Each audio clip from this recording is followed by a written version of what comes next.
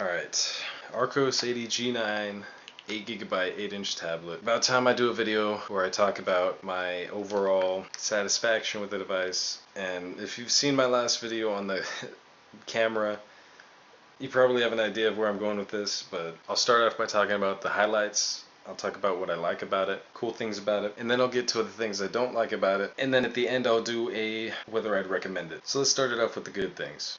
So the Archos 80G9, slim tablet with the 1080p SD card slot. One thing I like about this, I know this isn't very much of anything, but I like how the screen locks, because when the monitor turns off, it does this cool white. I've never seen this on a device other than this one before. I thought that was kind of neat. I know it's probably the actual hardware doing that. That's how the screen itself drains the power, but I thought that was kind of neat. Another thing that I liked about it was being able to actually take out the placeholder for the 3G stick and pop in a flash drive. So let's say I load up a bunch of pictures or movies and I want to quickly view it on my device. I could just pop it in here.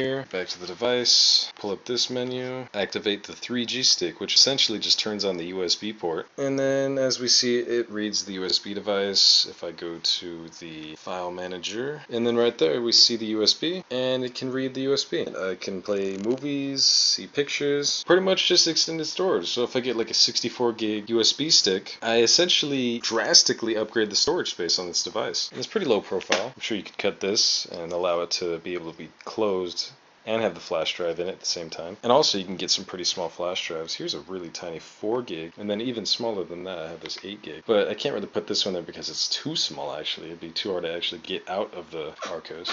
So yeah, you can extend the storage space by plugging in a flash drive, which is good for on the fly. Another thing that I like about it is that you can control it remotely with the built-in Archos remote app. If you get it on your phone, you can control the media player, the volume, you can change tracks with your music or movies. And this also goes pretty hand in hand with the 1080p output, so then you could hook it up to your television and then control the movie with your phone. So that's pretty neat. Did they add Google Plus? I could swear they added that in the last firmware update. I don't remember seeing Google Plus. Anyways, let's see. Another cool thing is being able to plug in a mouse to this. Let's say you have a USB hub. You plug in the USB hub into the port, and then you can plug in a keyboard and mouse, and then a cursor appears on the screen. You can actually change the cursor speed in the settings menu.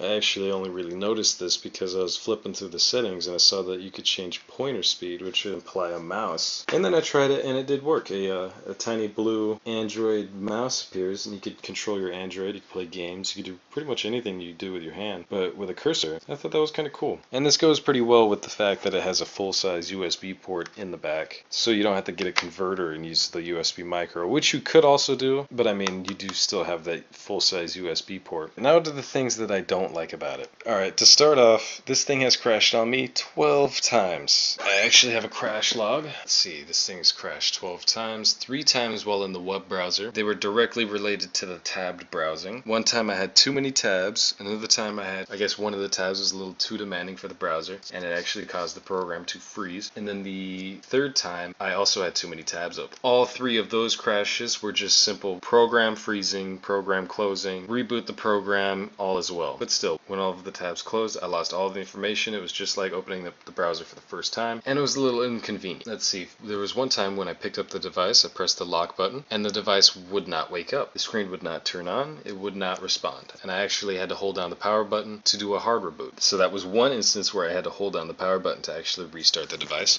This has crashed on me 4 times in YouTube. All 4 times were hard reboots. I actually had to hold down the power button to restore the device. Each time that there was a crash in YouTube, the page would be trying to load a video while I was trying to switch to either another video, go to a channel, go back to the main YouTube page, do something. But because the page was loading, I guess it was too demanding for the device. The program and device would altogether freeze. I've had this crash on me 4 times during Netflix, and I would only get maybe 15 minutes into the show when the device would lock up and require a hard reboot. All 4 times the device got really hot, and specifically in the bottom left corner. Which brings me to my next point. The heat of this device The screen generates a lot of heat in the bottom left corner. I want to say that this is directly related to screen brightness. I actually have not had a problem with it lately because I've been using it at medium to low brightness. But usually when I'm using a device, whether it be my phone or iPad, computer, I like to have it at full brightness and then I'll just keep it charging. But that hasn't been the case with this because it's been causing overheating and freezing. So I've actually had to tone it down just for this device. And as I was saying, it would really generate heat right down here in this bottom left corner, right around here or here. And it's very noticeable and it gets kind of uncomfortable when you're holding the device for an extended period of time, say laying on the couch watching YouTube or watching movies or on Netflix. So this kind of became a problem because usually when I'm watching a movie I want brightness and clarity, but I have to tone it down so that it doesn't overheat and freeze, which is kind of an oxymoron. It's like I want to watch the movie but I can't. So you see how this is a problem. Another problem that I ran into was combining the headphone jack while charging the device. What happens is that when there isn't anything playing immediately, like a song or video, the device begins to make a ringing sound in the headphones. And this is very apparent and very annoying. I wish I could show you an example, but it's kind of hard to do that through this video. And I find myself only being able to stop this ringing sound by placing my finger on the bottom left corner. This is kind of strange, but it works. I don't know if this is related to the overheating. I don't know if this is, it just works. Another problem that I have with this device is that I find myself constantly having to reboot it or using the system monitor to close programs to free up memory because the device seems to be bogged down. It seems to be moving too slow. There's too much going on. There's a lot of background processing. I altogether had to remove the live wallpaper. Typically do that with all Android devices because the live wallpaper is a little bit demanding, but in order to have a very smooth experience, I find myself having to reboot the device quite often. Go ahead and do that right now actually. Another problem that I have is obviously the screen pressure issue, which is very apparent in what appears to be all Archos 80G9 tablets. If you just do a simple search on the internet, apparently everyone has this problem. I noticed this immediately after getting the device, immediately after turning it on,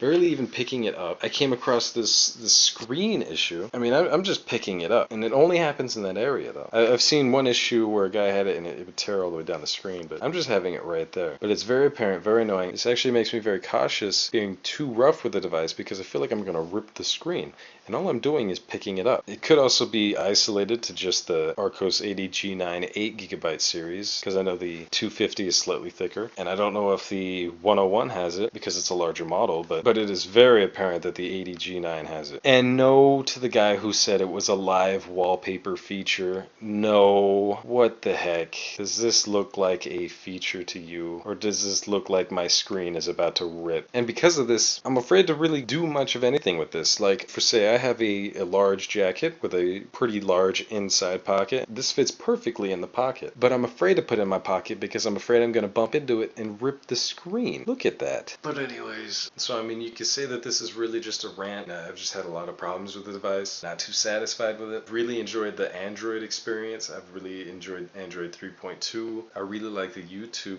app opposed to the Apple YouTube app. I wish I could get a refund. I don't know if that's possible. There's other things I would have liked to have had, but what can you do about it now? Just gotta make the best of it. Like I said, the YouTube is cool. The Android is very cool. It handles games like a champ. It gets hot, but it plays. Tab browsing is cool if you're not being too excessive about it, or else you're gonna crash it.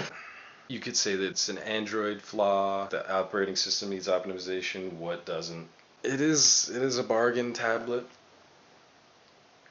It is cheap. Where's the G10? You're really paying for what you're getting. Even in that sense, I don't agree with that because this is $300 after tax. I picked up a Acer Iconia Tab A100 for $200 after tax at Best Buy when it was on sale. So maybe I'm being too hard on it. Maybe I'm too used to the iPad, but from what I've experienced, I can't recommend this to anyone. I was thinking of getting it for my girlfriend, but God forbid I bought this for my girlfriend. I don't know if she would know what to do if the camera froze. I don't know how I would explain to her what happened when the tab browsing just crashes, or she's trying to watch a movie and then that device freezes because it gets too hot. Great battery life. Heating issue. Terrible sound. Oh my. I know that they addressed it two firmware updates ago, but no, that's still there. Trying to watch YouTube and every time you click on something, loud freaking click, clack, click. Oh. Whenever you take a picture, that sound. What is that sound? Somebody funded this. Somebody said this was a good idea. It was a good idea. This is not a good idea. Archos 80G9. I don't recommend it. Money not well spent right here. At least it watches YouTube, but it still freezes Have I had it not freeze?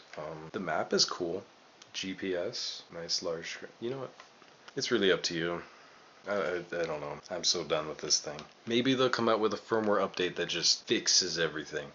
Cause damn. Disappointed. If I were to sum up my entire experience with the Archos 80 G9 in a nutshell, in one word, disappointed. If I were to describe the camera in a nutshell, doesn't work. If I were to explain the battery, it lasts. If I were to explain video playback, overheating. Netflix, overheating / crashing / freezing / hard reboot / thank you Archos / money well spent. At least it's well balanced. You could probably throw it. I think it'd get some air. Look at you with your screen HDMI output. I fucking hate you, Archos. I even had a problem where I was right next to the router and it was saying it had a poor connection and couldn't connect. I actually had to tell the device to forget the network and then reconnect before it would finally connect. Well, if you wanted an owner's opinion, I'm a very disappointed owner. That's all I'm gonna say about this thing. If you felt that this helped you in some way, go ahead and press that like button. If there's anything that you would like me to try or you feel that I missed, just leave a comment or message me. If you would like to see more videos like it, go ahead and subscribe. If I were to sum up my entire experience with the Archos 80 G9 in a nutshell, in one word, disappointed.